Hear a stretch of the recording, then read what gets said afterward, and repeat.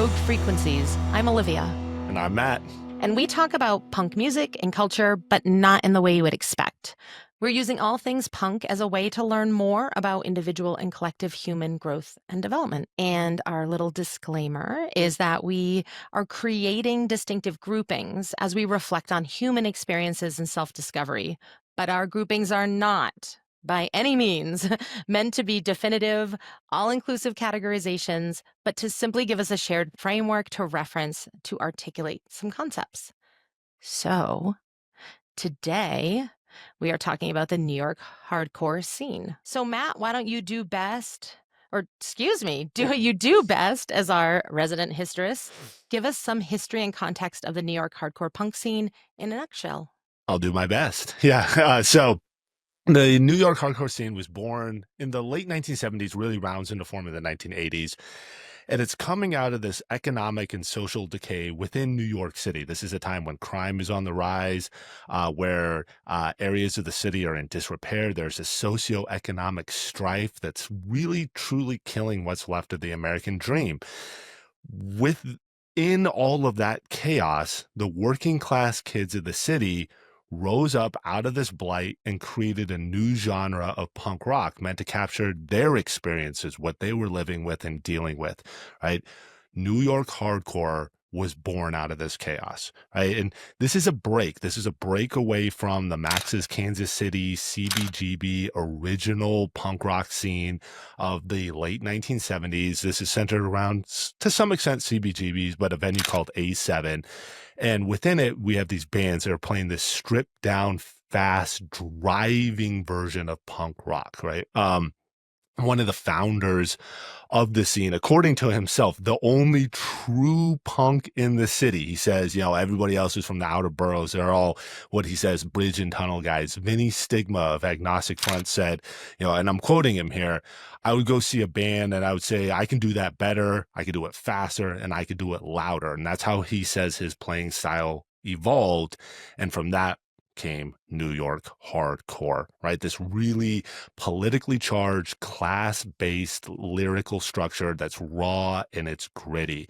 Bands like Agnostic Front, Cro-Mags, the Bad Brains, which they're a DC band, much like Minor Threat, but many people will say that this is a New York hardcore band. Sick of It All, Murphy's Law, Madball, Gorilla Biscuits, Youth of Today. I mean, there's just a ton of bands that explode in the early 80s, all encapsulated by this driving, gritty, hardcore sort of sound, and eventually this breaks out for all the peer heads out there.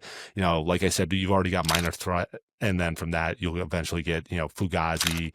On the West Coast, you've got Black Flag, Dead Kennedys, Discharge, some of the early Bad Religion stuff, the Circle Jerks, Suicidal Tendencies, Asian Orange. We just do this all day, right?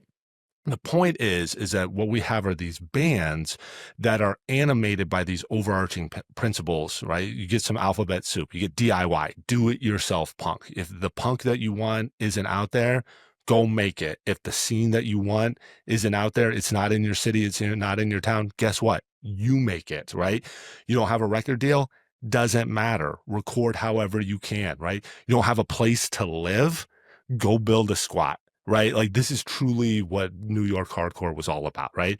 Along with that, because this is a scene developed in chaos, developed in strife, developed in sadness and pain, dislocation, you have bands like the Bad Brains and the Cro-Mags who are out there pushing this idea of PMA, positive mental attitude, which is something you wouldn't expect when you look at the aesthetic of hardcore with the shaved heads and the leather and everything else, that these guys are going to be, guys and gals are going to be all about positive mental attitude, that if something isn't working, then you go out there and fix it.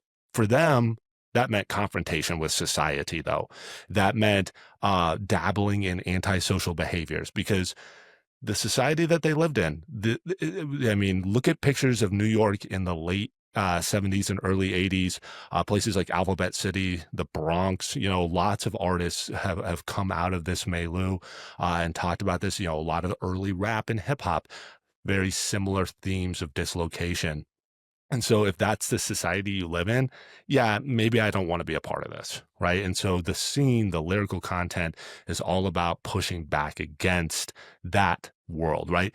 There's also a lot of raw emotion in New York hardcore, a lot of anger, a lot of angst. John Joseph, frontman for the Cro-Mags, talks about growing up in foster care and suffering abuse. And as a result of that, delving in drugs and alcohol, living on the streets, living through violence and chaos. And hardcore sought to capture all of that emotion, right?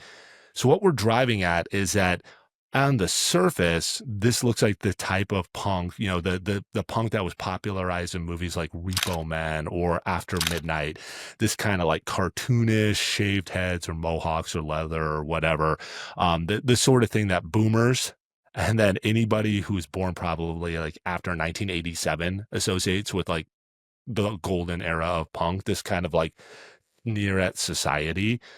But there's more going on here than that, right? Yes, there's shaved heads. Yes, there's tattoos. Yes, there are mohawks. Yes, there is this controlled violence. But, as John Joseph says about the scene that he helped create and foster, for him, quote, punk rock was all they ever did was complain. For him, hardcore was about finding solutions to those problems that you lived with. And that meant, you live around drugs, be anti-drug, be straight edge, right? You live around racism, be anti-racist, go out there, fight out against it, right? If you have first principles that matter to you, right? John Joseph and many of these hardcore guys, they're vegans, they're vegetarians, they're not out there enacting pain, right? They have a higher consciousness. And I think that's really what sets New York hardcore apart from so many of the other subgenres of punk, was that almost self-consciously from the beginning, there was this realization, life is pain, but you can do something about it. You got to confront it, you got to deal with it, and then you're going to move through it. And for a lot of these guys, it was through music. Again, John Joseph said he viewed the Cro-Mags, the scene, like they were fishermen. And they'd cast out there, they'd find those broken souls, they'd bring them in, and then they'd engage them in the process of rebuilding both their city, but also themselves. That's what New York hardcore is. Wow. That was a lot in a very short amount of time. I feel like I really can sense into the scene as you described it, and sharing the everything from the imagery of the life experience of the bands to sort of the ethos of the time. It's like super crisp. So Yeah. I appreciate that.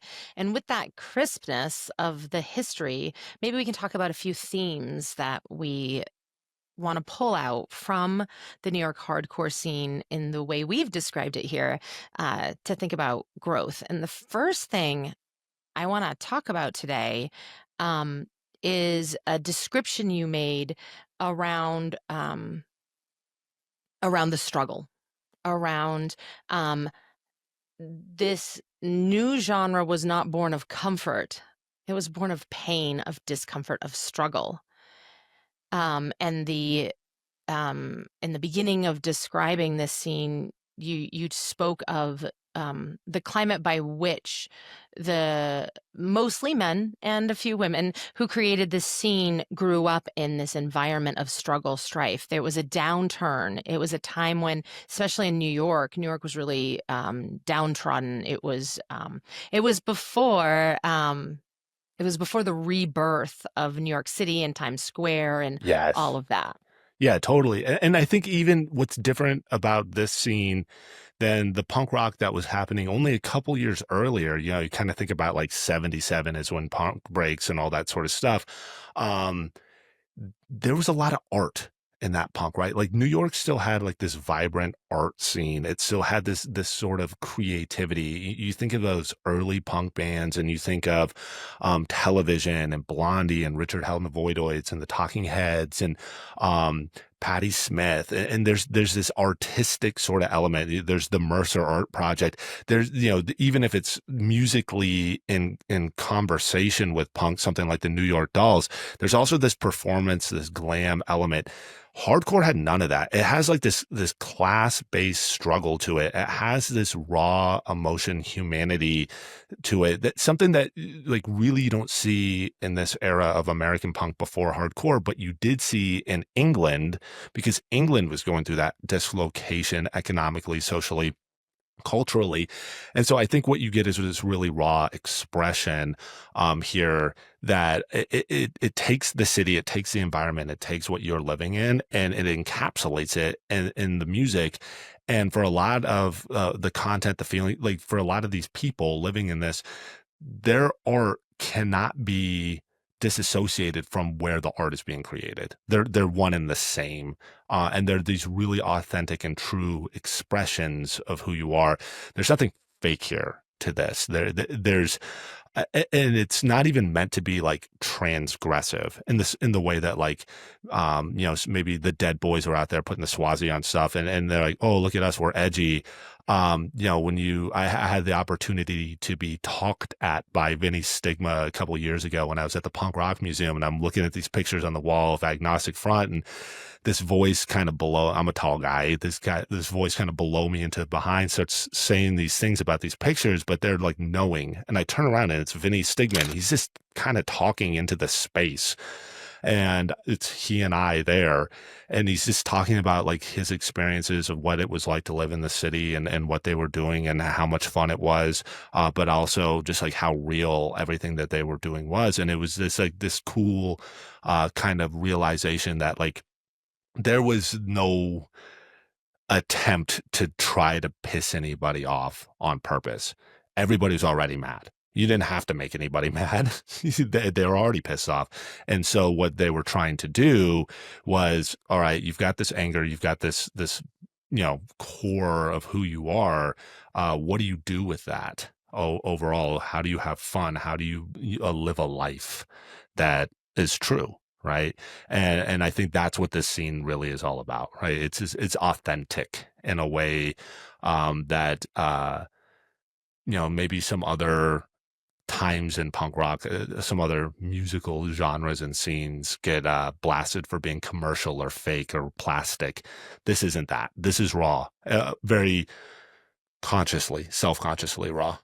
Yeah. So there's an interesting segue here, sort of, in that humans need intervention in order to break patterns and create anew, right? So you sort of, when we think about the way we live life, you do what works until it doesn't work anymore. Then there's an intervention and an invitation is offered. You can keep doing things the way they're not working and go down that road, which leads to frustration, burnout, all of these things, dissatisfaction in life.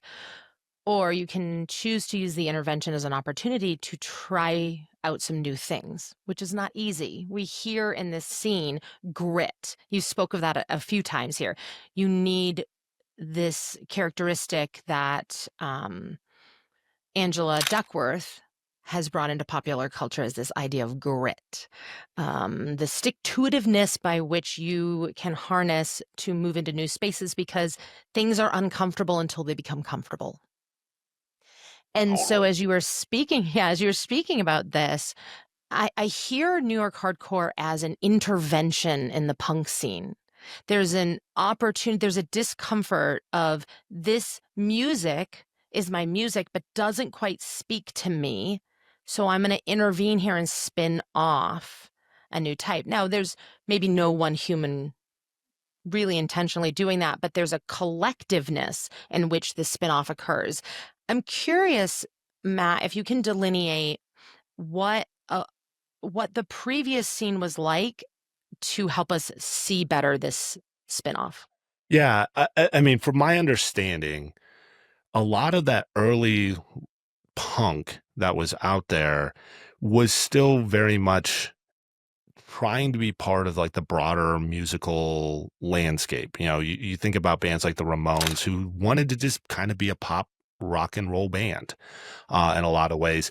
Television, goes off into this artistic sort of realm and space. You got Blondie, which becomes like synonymous almost with disco and that new wave vibe. And And I think, that new wave, it really kind of represents that like mainstreaming of that punk rock sound. And in places like New York and places like LA, all across the country, really, you have these kids who are listening to music that's not representative of how they are living. So even if like you have a punk rock band like The Clash, let's say, which I think like the bona fides of The Clash as a punk rock band are indisputable, right? Or the Sex Pistols for that matter. Um, there's this element of talking about problems, talking about things at a macro level, like this overarching sort of level. And I think that's what Joseph was kind of driving at when he said like all the punks ever do is they complain about shit and they don't do anything about it. And the New York hardcore scene, the hardcore scenes that pop up all across the country are more about this idea of collectivization. They really do kind of encapsulate almost that Bukharan anarchist sort of vibe of you need a soup kitchen, make a soup kitchen. You need somewhere to live, you make somewhere to live. It's about action. And I think for a lot of these guys, that break point also comes with like a break point in your life where you cannot continue to do the same thing over and over again. So if it's drugs, if it's alcohol, if it's self-abuse, if it's depression, if it's, all the negative elements of being a human that are also elements of where and how you live, hardcore was a way to expunge that pain and that awful and do something with it that was real. Like not all of us are going to sit out there and become like the next Talking Heads, right? Like those guys all went to art school. That's where that band came from. Vinny Stigma came from, a tattoo shop, and it's just different. And I think that authenticity of the New York hardcore scene is also why it resonated with so many people so immediately, right, all across the country. Yeah, as you're saying this, I'm thinking about what I've learned from you about the ska scene, and backing up way previous before the ska scene was music being in blue collar spaces of the reggae. That Yeah. reggae beat came out of bringing that music into places and spaces that we would consider salt of the earth back to the Yes. people. And I believe if I remember the history from Matt correctly, shout out to Matt's other podcast, Storytime with the Historists. If you think this is interesting, go check out the ska. I think it's a 2-part series. One really long one. One really Should long, have been a two-parter, impactful, yeah. incredible piece on the origins of ska. But when we go back to, I believe it was on the island of Jamaica, they were Mhm. getting radio feeds that were interrupted. And Yes. then they took that and they created this sort of salt of the earth, the blue collar, if you will, blue collarization of this music, creating something new, which birthed this reggae movement, also nobody would have seen him coming, birthed Right. this ska movement when punk got mashed up with that. So I Yeah, and hear that here. I think you're right. I think, in a lot of ways, the hardcore kids are the American version of the Rude Boys in Mm. Jamaica. They're the hard scrabble. You find a way to make it on your own. The DIY scene at A7 and the self-recorded records, that, bands like Agnostic Front and Minor Threat start putting out and the networking of hardcore bands across the country. This is akin to the parties that were thrown in Jamaica, the sound systems that were self-created, the Rude Boys that were out there policing the scene. I think there's a ton of overlap there. I think you're 100% spot on. And I think what both of those things share in common, right, is that these are honest reflections of the world. And we talk about art all the time, right? As art is the mirror held up to society. If you live in a place like Alphabet City in New York and it's just burned out buildings and rubble, the music that you're going to create is not going to be poppy. It's not going to be all about love and angst and good times are about to come around the corner. It's going to be about the urban decay and destruction. And I think what's so awesome about the hardcore scene is if it had just been this nihilistic sort of form, it would have burned out. And there's examples of these nihilistic hardcore bands and people that burn out. If you watch, Decline of Western Civilization, you see Darby crash and the Germs, and Darby dies very young, and a lot of those scene kids in California and New York, a lot of them do burn out. But the hardcore bands weren't just about like chaos and violence and destruction. That that was a purge.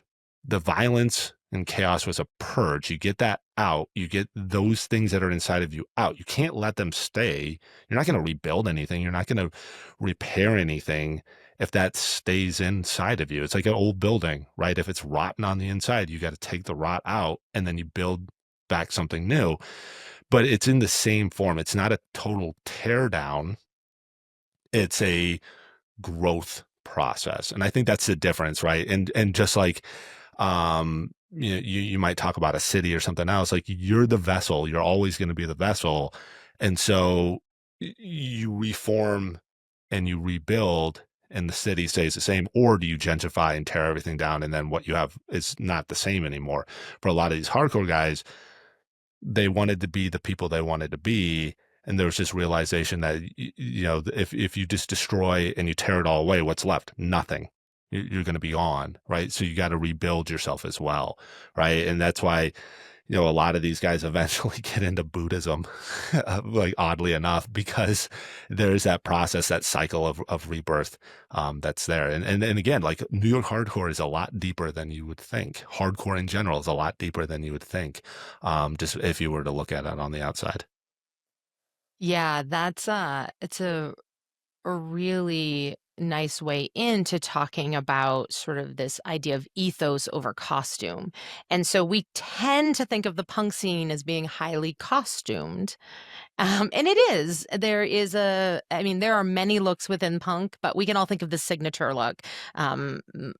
You may sport that look, maybe the most clearly of anyone I know, Matt, when we're heading out into shows. And but a reminder that this piece and the costuming is part of an identity, right? But it's part of an identity because it goes back to the authenticity by which the costuming came out of. It is now attire that is worn as a symbology of punk ethos and punk life, but it came out of these guys were dressing the way they dressed in a time and a place when, torn up shirts were not torn up for fashion. They were torn up because you were living a life day to day, holding things together, Right. that sort of thing. And a realization from those that created this scene was if I continue to live my life the way I'm living it, I will get the same result. If I make small changes and lean into those and stay with those over time, I will get new results. So the costuming almost to me feels like an homage to the roots. Yeah, I think that's true. I do think that's true. I think, yeah, you keep that connection, right? Like, I'm thinking of a song lyric where it's like, I know I grew old, but I never changed inside. Essentially, that's not the exact lyric, but like this idea that like, yeah, you keep that connection to who you were in the past. You can't sever it, and if you just dispose of that, like that's damaging. I imagine psychically, emotionally damaging. But like you're also not going to say that same person either, right? So you have your patches, you have your leather, you have whatever it might be. You hang on to that sort of stuff, but yeah, over time you'll change as well. Hopefully you'll change, and you want to remember where you were along the way, though. Yeah, I Yeah, think it's that's true. this is a concept I've been playing with for myself and I've been spending time with clients, which is this idea instead of moving on from something, what if we move with something? And I think that idea of you have your jacket with your patches is an external representation of I'm moving with. I am creating and recreating and tearing down and rebuilding myself all the time with the journey, not in spite of the journey. Yeah, yeah, totally. Yeah, totally. Yeah, and I think that's important. Yeah, is that, and I know we'll talk about it later in the series. Like you go through things, you develop who you are. You don't want to get stuck, right? And there are bands and there are people in punk rock that get stuck, and they get stuck with in this place where it's almost like this emotional, mature, like stunting of who you are. And I think the hardcore bands really and truly understood that you were never going to stay the same, right? That you were going to have to push through eventually, because again, to stay the same for a lot of them was to stay in the poverty and the chaos and the drugs and alcohol and violence of New York City or of LA or wherever you were living at that time. If you stayed there, you were going to die, either literally or personally, emotionally, socially. Like you weren't, you had to push past that. And the longer you stay in this stuff, the worse it's going to be. And, like Roger Merritt from Agnostic Front, like ends up eventually going to jail and he comes back out and the band is there for him and people are there for him. His family is there for him and he pushes forward. And there's this realization that like, yeah, I can't continue to do the things that I'm doing. It's going to destroy everything I've come to be. I have to move forward. Right. And I think like when you think about that scene, you think about a lot of these bands, a lot of these guys living in these burned out buildings, these squats. They talk about like when we got there, the building was empty, hollow, burned out on the inside. Some of us knew how to do electrical work. Some of us knew how to do plumbing.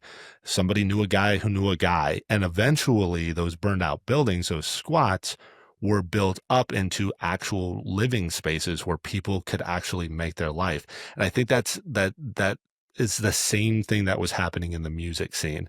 And so the scene eventually transforms and it changes because it had to, but there's none of those guys are saying that it's gone either. Right. Yeah. Of course I changed. Of course I went and did these other things, but I'm still hardcore as fuck and nothing's going to change there. I'm just not that guy I was 20 years ago. Yeah, this makes me really want to talk about Scott Sturgeon, but we will hit on that in another episode because Yeah, there's a real contrast here. totally. New York hardcore is like acceptance, right? There's an acceptance of this is life today, but not a resignation of this is how life will always be. It's an Totally. acceptance of how life is today and an empowerment to create the life you are looking to live. Yes. And it makes me think of that saying, wherever you go, there you are. Yeah. And with a little spin on it of where I go today is different than where I went yesterday. It doesn't have to be the same. And that emotional stunting that you spoke about is a form of stuckness. Well, if wherever I go, there I am, I guess here I am. Maybe it's an invitation. If wherever you go, there you are, who are you going to be when you go there?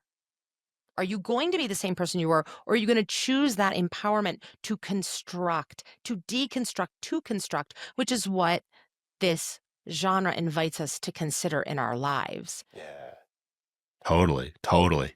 So, those that can't see it, we just got a big smile out of Matt, of that smile of knowingness, like, yeah, we put into words sort of what we've been grappling with here. Yeah, totally. Yeah, no, it's these things that like, yeah, you live them, you experience them, you read about them. The scene is again very centered in the early 80s, but it's cool to hear like, yeah, no, that is what this is in a lot of ways, is this process, right? And it's interesting. I think part of the smile that I had too was that when I was growing up, when I was coming into punk rock and you talked about it before, like my gateway, my inlet was like ska music and that sort of stuff. So like hardcore felt very far away and the aesthetic of hardcore felt very intimidating as well. You think about the violent thrashing shows and the cultural representations like I talked about earlier of punk as violent and these guys who just don't care and they're nihilistic and the reality when you kind of dip your toe into that pool and then you start spending a little bit more time there is that like the hardcore people more often than not are also the nicest people, right? Because they're part of a process. They're part of a, this development.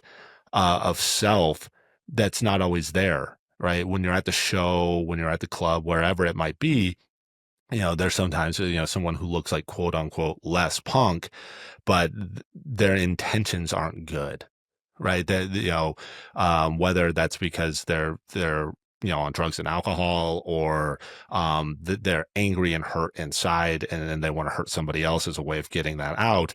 Um, you know, you kind of learned over time that, like, hey, just because somebody looks a certain way, or they have patches, or they painted their jacket, or they've got a bullet belt, or studs, or what, just all the things that your mom told you to stay away from with the punks when you were a kid, right? Those people, more often than not, are also the easiest to talk to, or have these really interesting sort of stories as well. And it just kind of goes to show, yeah, that process, that evolution, you see it on their bodies with their tattoos, you see it in their aesthetic. And again, I just keep thinking about this idea. We talked about it off mic earlier, of hardcore is the closest thing to Buddhism, the aesthetic of Buddhism, that I can think of in this world, because it really and truly is about this internal, external reflection, growth, and change process. Yeah. And as you were speaking about that, I was connecting with this idea of the punks your mom told you to stay away from, the singularly dimensional image.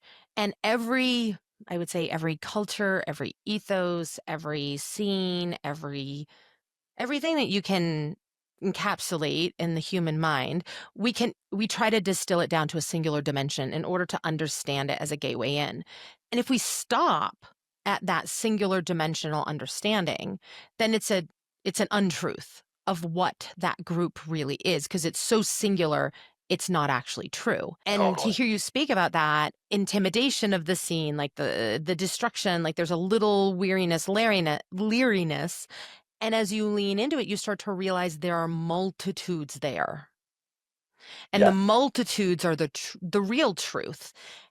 And one of the challenges that we can get into as humans is if we see another in their singular dimension, we lose the truth. If we see ourselves in a singular dimension, we lose the truth, because the multidimensionality is the actual truth. Yeah.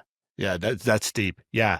I think I think this gets at to when we first started talking about this project, and this idea of what punk offers is that multidimensionality. It really is, right? It's the music, it's the fashion, it's the culture, but it's also this internal sort of piece as well, right? Like, you think of the Sublime, lead into, punk rock saved my life, and all this stuff, but there is something to that, of like, there is more here than meets the eye. And it's, I think, why the depictions of, like, all the bad guys in the 80s movies are punks, right? Think of like RoboCop, or Terminator early on, right? When Terminator needs to go get his stuff in the first one, then he goes steals all that stuff from the punks, and then he's dressed up like a punk, and everybody's like, yeah, he's a bad guy, right? Like, it's this, like, this idea of this reduction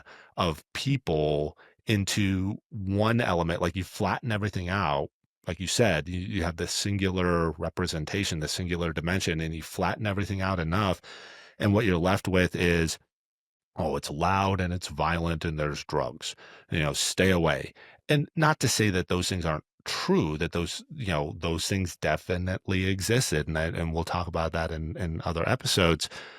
But also, there's more here. And I think hardcore is such an interesting genre, subgenre of punk, its own genre of music for some, because of the fact that it refuses to be one dimensional, right? And it doesn't, you listen to some lyrics and you talk to a couple people, and you realize right away that your initial impressions were wrong, whatever it was, right? Because your initial impression was singular, like you said, and there's more here going on than that.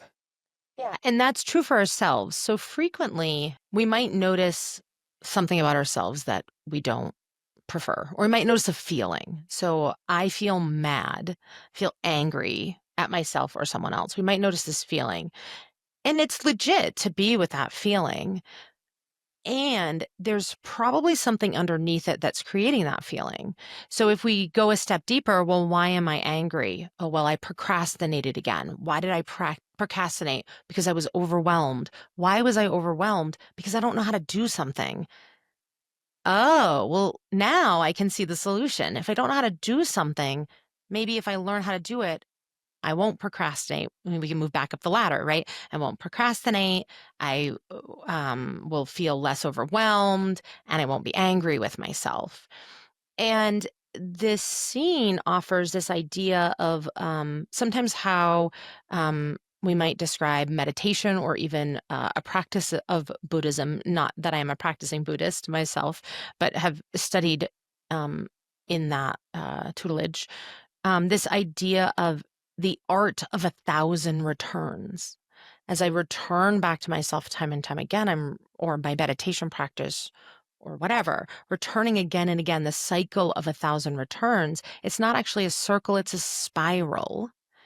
And I am growing and developing and changing along the way. And every time I return to myself, might find another thing that I can dig deeper on, do a little work on, come back and complete that cycle again, which is the deconstruct to construct that we're talking about here. So even that short exercise that I did is a deconstruction. I'm deconstructing the singular feeling I had. I'm deconstructing it to understand what built it. And then I'm rebuilding back out to what can emerge. And there is a term that I don't think you used here, but you've brought up before, is this idea of hardcore scene is not just violent, it's controlled violence. That Yes. to me signals violence. I'm struggling with that word, but with a purpose, deconstruction with an ultimate purpose, even if we don't know what the construction is. Yeah, yeah, totally. I mean, it's almost like it's akin to a forest fire, right? It's Mm. creative destruction, right? Whatever's there has to be removed. It has to be dealt with. It has to be reconciled. And once that reconciliation happens, then hopefully what comes in the place of that now destroyed or altered, augmented, changed version of the forest in this case is going to be a more lush and vibrant biome. Well, similarly, right? A lot of the New York hardcore guys talk about that idea of the music in the scene was a way to break the constraints of society, to break that which was holding us back. We're working class kids, that idea of no future was real to them. And so I'm going to break through. But once I break through, I got to build something better, right? I don't want this. I don't want to stay in this world. I don't want to stay in this violence. I don't want to stay in this hopelessness. That's not the point of the violence. The point of the quote unquote violence here, like you said, was, you purge and then what's there? All right, I see who I am. I'm going to build on that, right? That's why I think one of those key elements of hardcore, which is, totally absent of that flat representation, that one-dimensional representation, is PMA, positive mental attitude, right? It's right there, right? Like, I think, again, John Joseph talks about, like, the godfathers of New York hardcore were the Bad Brains, right, out of DC, who brought that idea of PMA. Hey, we got that attitude, we got that PMA. And so, yeah, whatever's going on, whatever is holding you back, right? Like you said, that 1,000 returns, that reflection of 1,000 returns, the analysis of it should lead you to a place where you can take a step forward. Mm. Right. And that's the hard part, right? Sometimes it's easy to diagnose the problem, or you go through the work of diagnosing, but then now what do I do next? Right. That's at PMA. Yeah, and to be clear here, PMA is very different than toxic positivity. So, in Yes. this rise of this era where we talk about toxic positivity, we've gone a little too far, and we presume anything with the word positive in it is toxic, and that is a dangerous slope, or slippery slope, excuse me. But PMA is not in spite of, but with the trauma of life, you can still choose your mindset. You can still choose to work through. It doesn't mean we're in denial of what is. We are accepting what is, and we are choosing to see possibility for the future that doesn't have to be the bleakness of Yes. today. Yeah, and then we get to this idea of that is so ingrained in this culture is stop effing whining and just start doing. Right. Totally. The, the longer you're stuck and you whine about being stuck, the longer you'll be stuck. So just start doing something, you'll get where you're going eventually. And it's not useless energy expenditure. It's the momentum you need to get where you're going. Yes. And start doing doesn't mean you're always actualizing out in the world. You are also actualizing within yourself. You are doing the inner work while living and doing the outer work. And it is, again, that cycle. Not a circle, but a cycle. It's returning again and again, that practice of 1,000 returns. Yeah, totally. Totally. Right. I think that like as we start moving towards the close, it feels like we're starting to like kind of come. You had shared with me a poem recently, something you came across that I think really encapsulates a lot of what we've been talking about here, sort of succinctly. And I know you threw it in the outline. I don't know. I feel like this is a good time to hop into that poem though, and kind of like what are we talking about here? Once we have all the pieces now, I think we got all the pieces like, assembling it together here.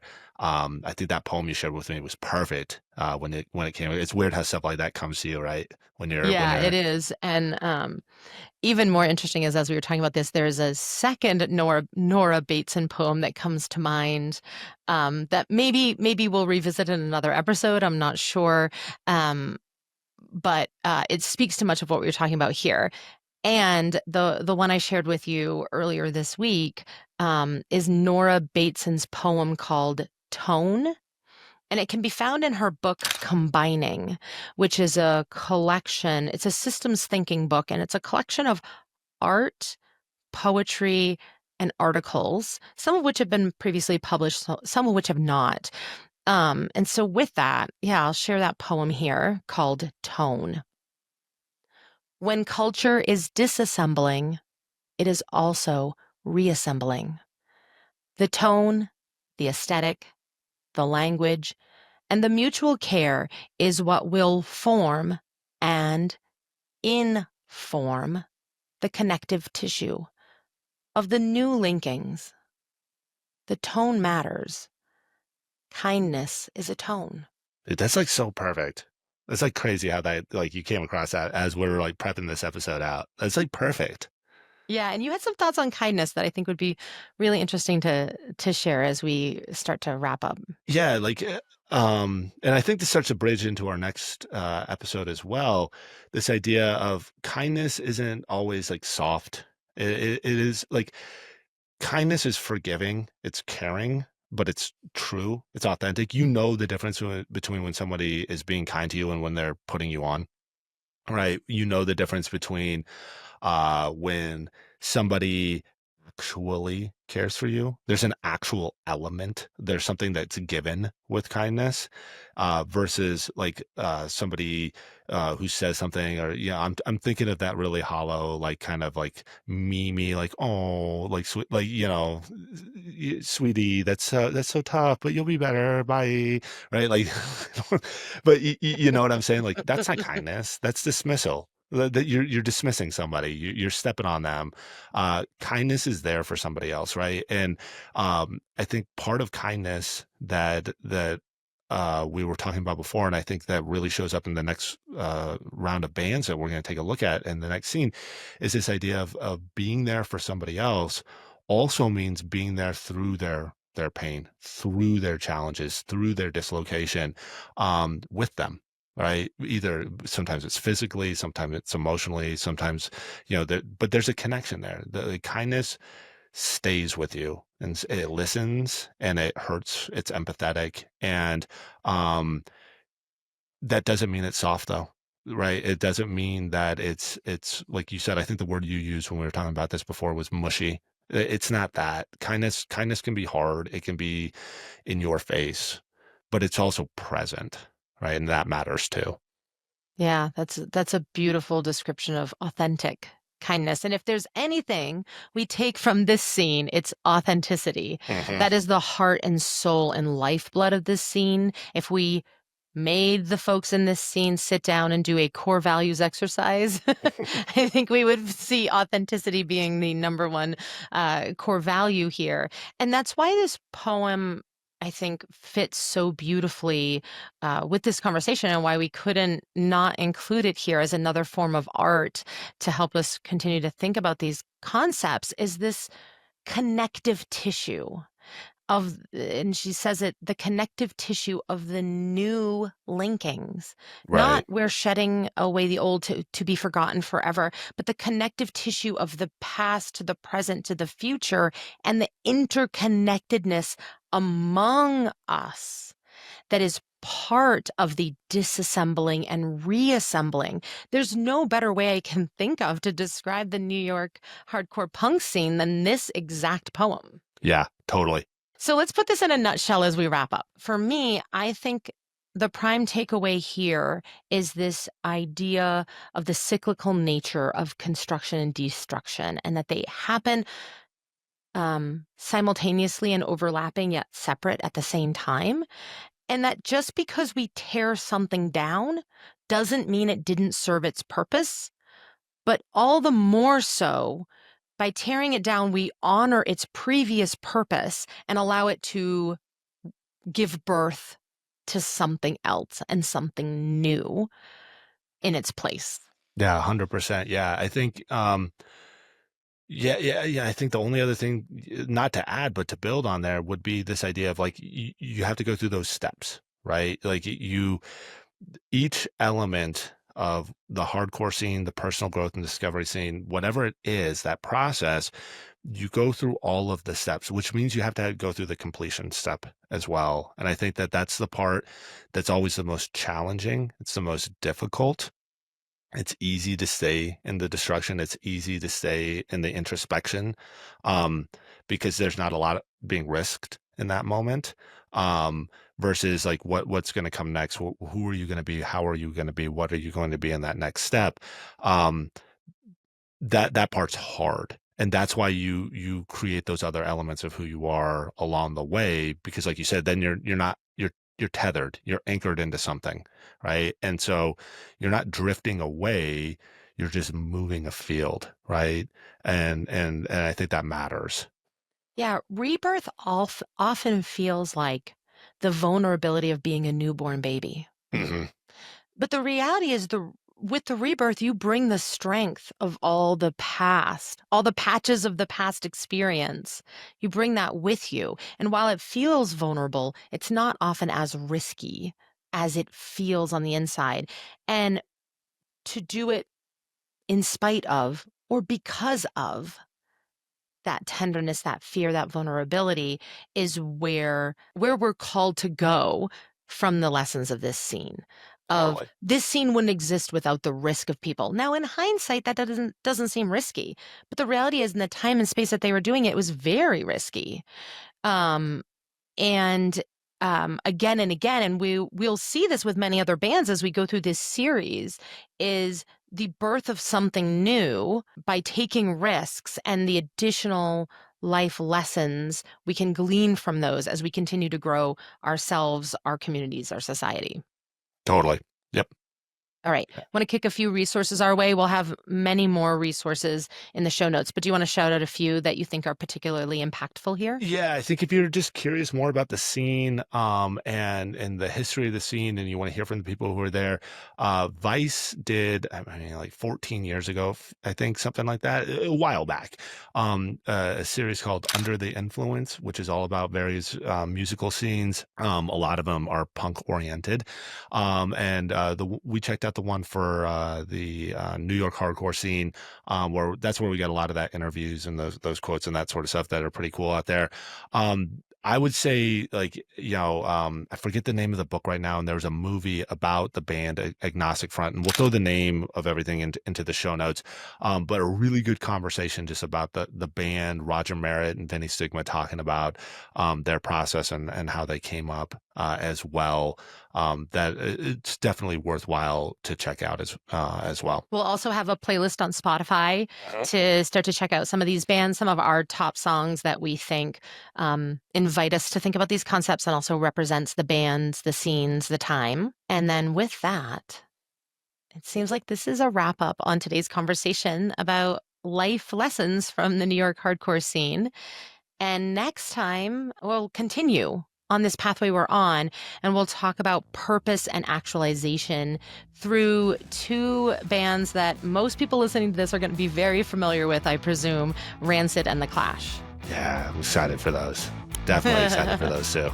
Yeah, don't miss those. You're going to see Matt in his truest form. Yeah, I'll pull back the curtain a little bit on those ones. Especially It'll be Rancid. awesome. I look forward to it. All right, we'll catch you next time. Bye.